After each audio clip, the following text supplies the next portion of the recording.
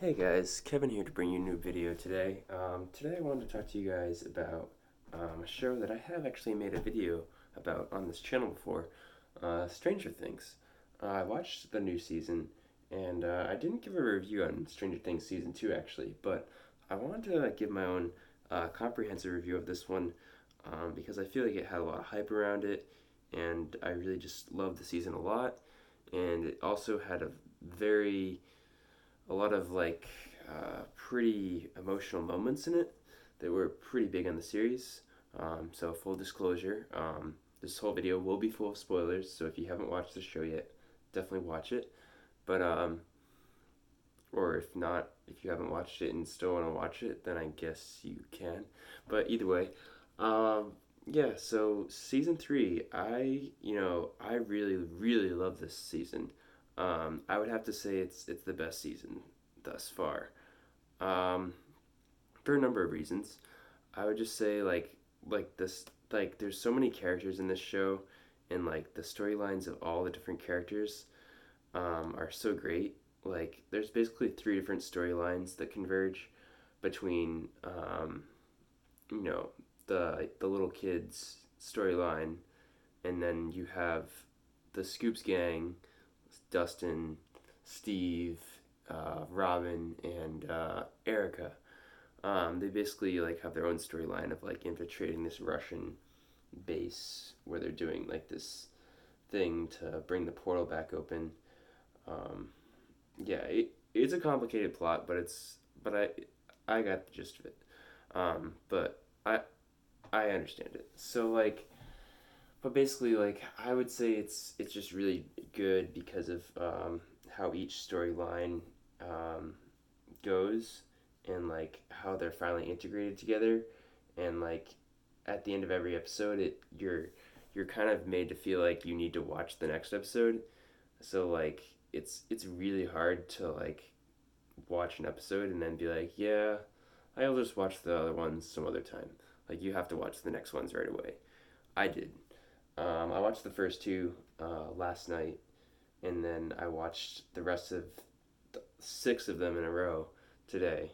It's just like, yeah, it wore me out watching the show that much, and also considering um, the very like emotional moments that happened. But like, yeah, like basically, they defeat this thing by destroying this machine, and 11 loses their powers sadly, but like they destroy it, and the monster that was attacking them fades away, I guess, or dies. um, but anyways, um, yeah, there was a number of things that went on that I didn't like, but I will just say like things I did like just like how like everything we just basically got like three stories in one. um, Actually, more like four. Well, I mean, the whole Nancy and Jonathan story wasn't that big, but like it was still a storyline with them like trying to figure out what's going on with these rats. So I guess in that sense, it was kind of four. But that was like more in the beginning when it was just them. Eventually, they meet up with like 11 and Mike and all the other guys. But anyways, yeah, I would say it was really good. I I didn't care for like all the relationship stuff a ton. Like the fact that it was like really heavily integrated into the show, and like they were like going really hard with like everything that they were talking about with that. So it felt a little redundant and almost just like, is this just like a drama show or is this like a horror show? So like, I mean like a lot of it, some of it definitely did feel right for the show, given like um, what they're having to go through, and like what they're having to fight, and like Mike is there for 11 when she's trying to help save them, and she's goes through some rough times at times, and he comforts her Mike, and like it feels right that he's like trying to make things right again. But I don't know, it was almost like just a little too like in your face as far as like um, him trying to like get back with her. Like okay, I get it. She broke up with you, and you're trying to get back with him now. Like, I don't know. I mean, it was. I definitely didn't hate it. It's just I feel like there could have been like less of that. I didn't hate it though. I don't have anything really that against it.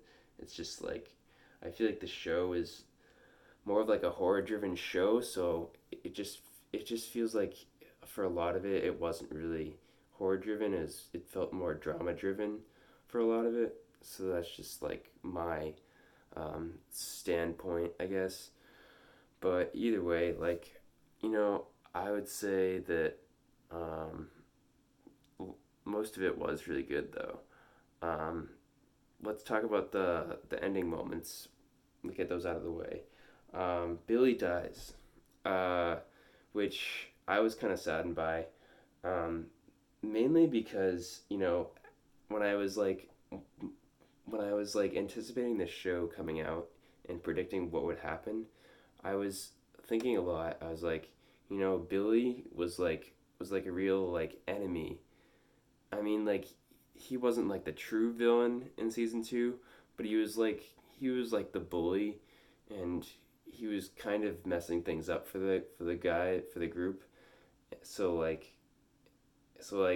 my thought process going to this season was like I want to see Billy be like a better person and just be more like well-rounded and cool and likable, like Steve, because Steve used to be kind of a douche in like the first few episodes of the first season, but then he became really cool. So like I wanted to see that character development with Billy. I wanted to see him become like cool with the group, be the brother of Max who's like, hey, yeah, I'm here, like you guys can do your own thing. Like I might be different, but it's fine, whatever. Like just something that says like, I'm cool with you guys. We're cool. But like we never got that. We never got that at all in the show. I mean, obviously, I'm sure that could have happened off screen, like between the months of like the seasons, but um, like within the show, like in the show, but like in that universe, but like, basically at the beginning we see Billy, you know, um, come out wearing his lifeguard stuff, looking all cool, talking to this woman who happens to be Mike's mom, trying to like get with her, I guess, kind of. And that's really all we see of him being like good before he just turns into this like possessed being. And then like the show just carries on, and he just dies at the end, like when he finally comes back from being possessed. So like we never get to see him really like be that good, I guess. I mean, aside from walking on the poolside for like 5 minutes. So it's just kind of like, God, Billy. Sorry, man. Like that sucks. like, I didn't like Billy's death for that reason. Now the other death that was emotional was Hopper, Jim Hopper. Well, this one was pretty emotional, I would say, just due to the fact that Hopper was such a great character in this season, and all his pull through moments were amazing. One that really stood out to me was when he interrogated the mayor in his office and he started beating the shit out of him. I thought that was hilarious and just over the top amazing. And like so many great moments though, like with him like yeeting from the Russian guy, who I will say was pretty awesome. He was like so strong, that Russian like spy guy with like the coat, like really strong and like crazy, like just wanted to kill him for whatever reason. Like the moment he saw him, he's like, I need to kill this man. Like, okay. Yeah, like he was so strong and badass, but like Yeah, Hopper, he died, and that sucks. I mean, like, people say he might still be alive. I, I'm just gonna believe that he's dead for now, but that's just my thing. But I'm just gonna believe he's dead for now. But I don't know. There's some theories about like the end credits scene, like alluding to it. It might be true, but I mean, really can't confirm it. I mean, for now he's dead, so we have to live with that now.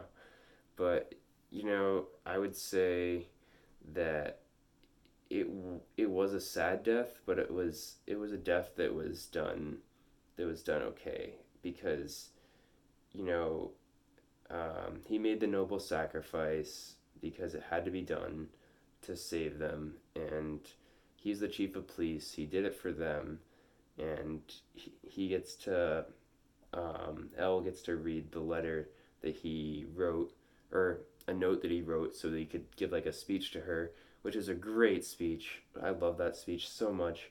That was so great, and like, yeah, I mean, like it was really heartbreaking to see him die like that, but like, I just think it was the right um, tone to go about it. And the Byers family had to move, which I'm not sure why they even moved, but that's whatever. But yeah, I mean, it was all just like very emotional overall. But yeah, and yeah, I also had questions as well about other things, but yeah, that's that. And I will say that there's a lot of good action in this for sure, and I really enjoyed a good amount of it. I thought Robin was amazing. That's also what I meant to say. Robin was amazing in this.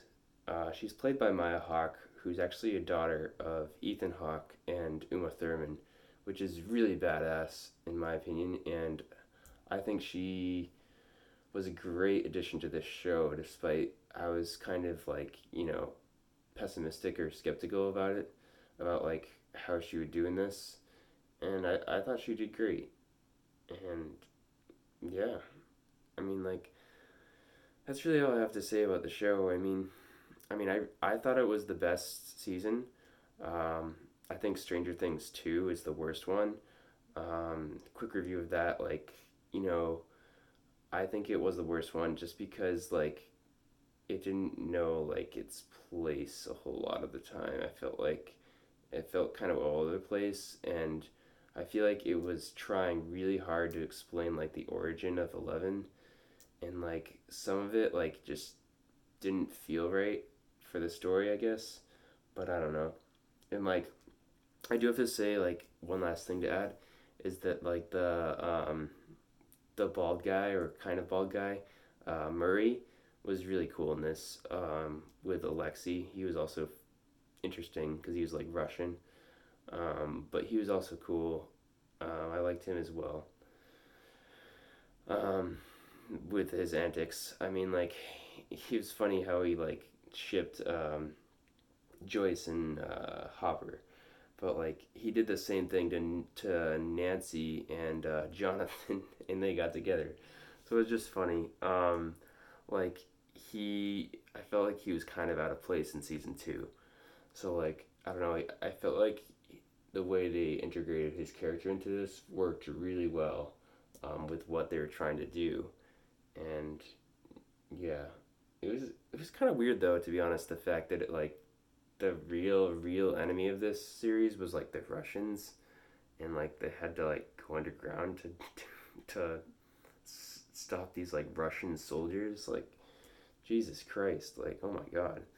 But like, yeah. And also one last thing to note, like, there were some good '80s references in this. It's pretty blatant that it's set in the '80s. Sometimes it can be maybe a little bit too much, but I thought for the most part it was really cool to get that, like, to have that good vibe. I thought it brought like a good atmosphere to it. And the show was set in 1985 for Stranger Things 3. So At first I thought it was set in 1984, but a lot of those references were actually pretty accurate, like Madonna's Material Girl, REO Speedwagon's I Can't Fight This Feeling, Back to the Future. Back to the Future, the movie, was released on July 3rd of 1985, and that's literally the day this show takes place. So like, I mean, that's pretty cool. I mean, so they're doing some cool callbacks. But yeah, overall, definitely best season.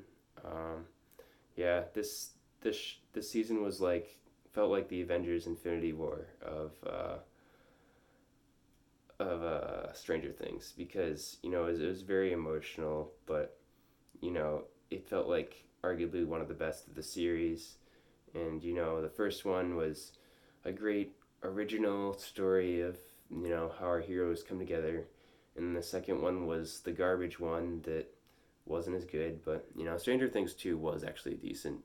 Avengers Age of Ultron is garbage, but um, but Stranger Things 3 is the best one though. So then it's like this is the best one, just like Infinity War. But just a comparison.